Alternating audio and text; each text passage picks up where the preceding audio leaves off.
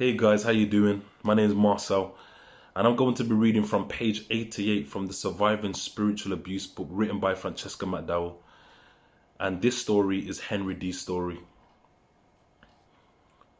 I joined my church in 2007, a year after I became a born-again Christian. The church was smaller than the very first church I attended, and I thought that here I could grow spiritually. Everything started well. There were a few other young people, and I invited a lot of my friends to join me at the church. It was vibrant, multicultural. I myself am Congolese, and everyone got along fine. In 2012, I was ordained as a youth pastor, and that's when the first alarming thing happened to me personally. The week after I got ordained, there was a leadership meeting with the pastor, elders, and new leaders. There were about 6 of us in total. The pastor said, "Pastor Henry, now that you're ordained, next week bring a liter container of salt, and I'm also going to bring a container of salt. We are then both going to mix our salt together." I started laughing. He said, "The reason is when you are ready to go, I'm going to bring you back the container of salt and tell you to pick your salt from my salt." I kept laughing as this would be impossible, and the whole thing sounded funny. The pastor went on to explain, "I am telling you this because if you leave before your time, you are going to be under a curse because you can't pick your salt out. Curses are going to follow you." At the time, I really loved, respected, and looked up to my pastor. However, something told me don't do it. So I made up my mind, no matter what, I would never do what he asked me, even if there were consequences. Thankfully, the pastor never brought it up again. But I realized that there had been other people who had left church, and he would always say the same thing. If you leave, you are going to be under a curse. Don't think I've not done it before. I wondered if he was just trying to threaten people or if he was just being the typical African church pastor. In my experience, particularly the prophetic churches love to do that. However, I noticed that everyone that left church never left happy. They would warn us after they left saying, "One day you will find out about this man." I just thought they were trying to start trouble, but it was a pattern, and many good people started to leave church. As a young believer, I like to listen to other ministers, and whilst that was my home church, I did visit another local large church when they had programs on. My then pastor was aware of this. However, often when he was preaching, he would chip in, "I know some of these big churches you go to. Can you even speak to the pastor?" It was like he wanted to track what I was doing outside the church and was overly critical of the choices I made. Little by little, things started to get worse, but I was blind to see the signs. Around 2015, something major happened. The pastor traveled abroad to preach for a few months. I would be preaching in the main service in his absence, and sometimes it would be the pastor's wife. This would depend on how the pastor felt, but if he wanted to raise money, he would invite one of his prophet friends to come and raise money. The pastor often said to me, "Pastor Henry, I wish you knew how to raise funds, because if you did, I could go to Ghana for 6 months and not worry about the church rent." I was thinking, you want me to stand there and lie to the people?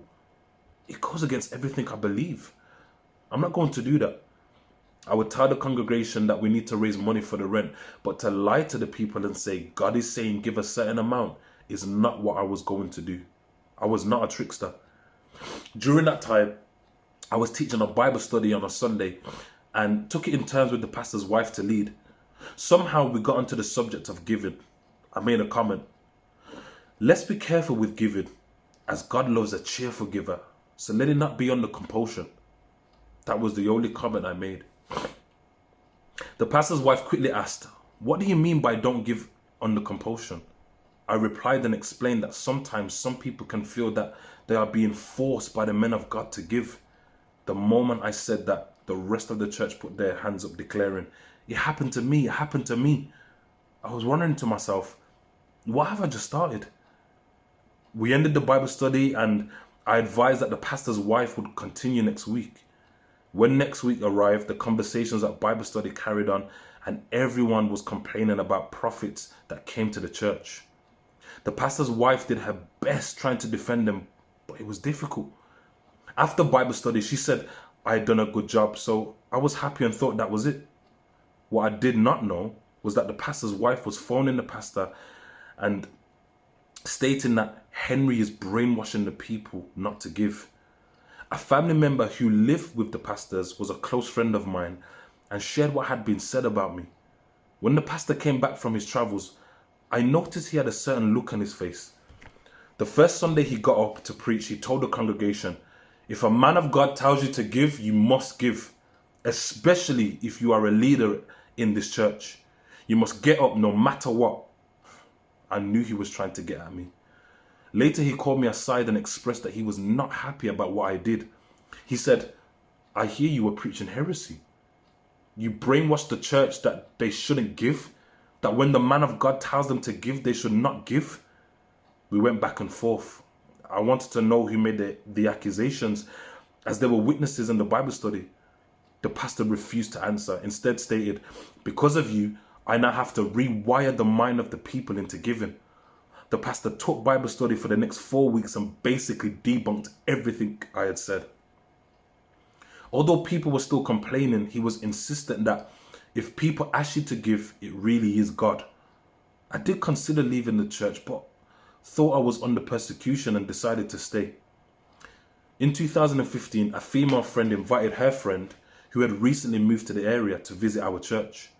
She had a bad experience at her previous church and was very reluctant to attend.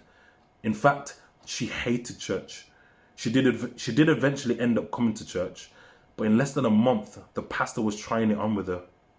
There were text messages seen that evidenced his suggestive and inappropriate communication.